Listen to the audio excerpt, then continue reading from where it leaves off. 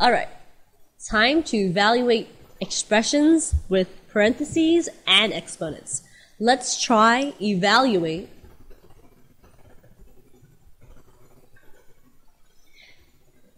for a equals 2, m equals 3, and x equals 5. Let's try this example. In parentheses, 1 plus m squared. Now, what information do we need to solve this problem? Exactly, we need m, right? Go back and look at your problem once more. What is m? M equals 3, all right?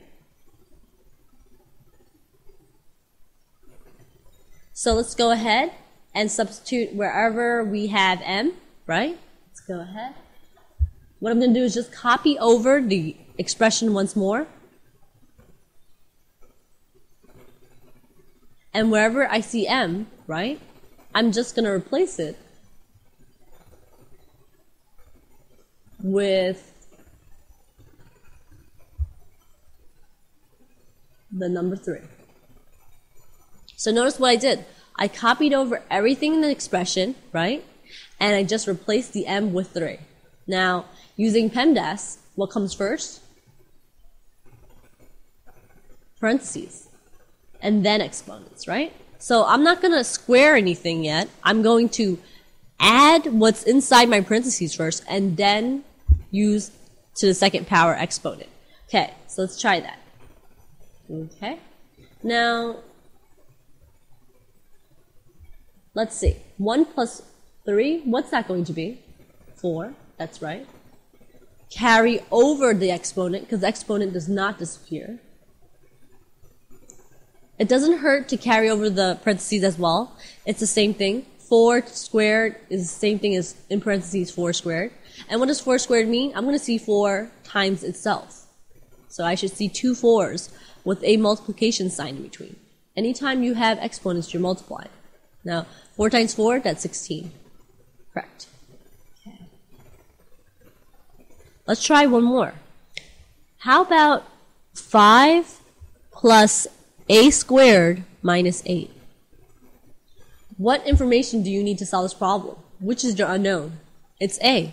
You have a 5, you have an 8, and it says a squared. Go back up. A equals 2, right? So if a equals 2, let's go ahead and use that to our advantage. A equals 2, right? So wherever I see a, I'm just going to replace it with 2. So go ahead, copy over the problem once more. 5 plus a squared minus 8. Wherever I see a squared, I'm going to replace it with that 2.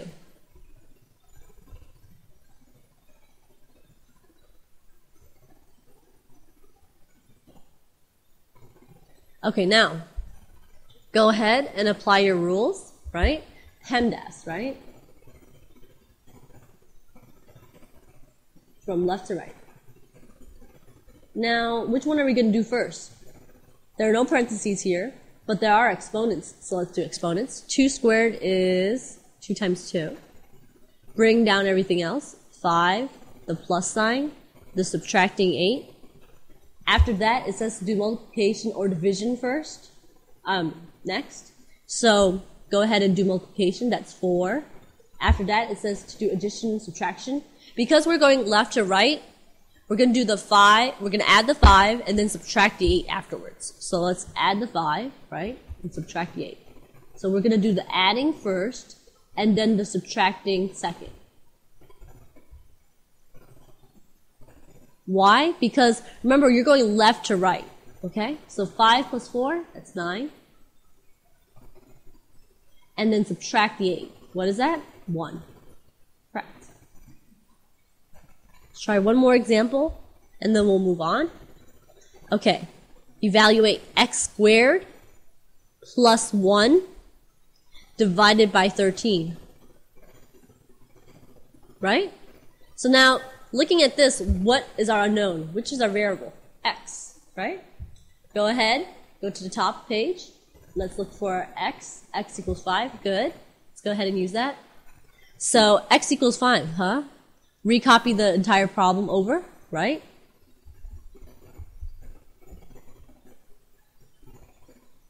Divide by 13. And I'm just going to replace the x,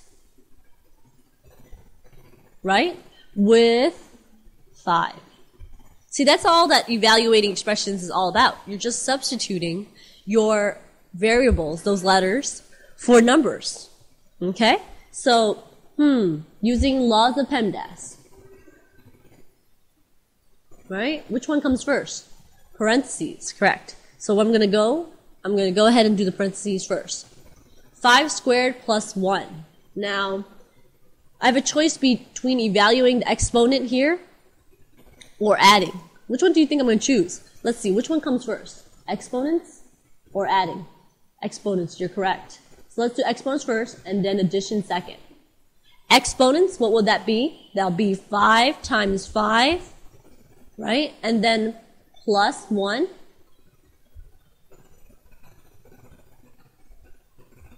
Okay, remember to carry down your parentheses, they don't disappear.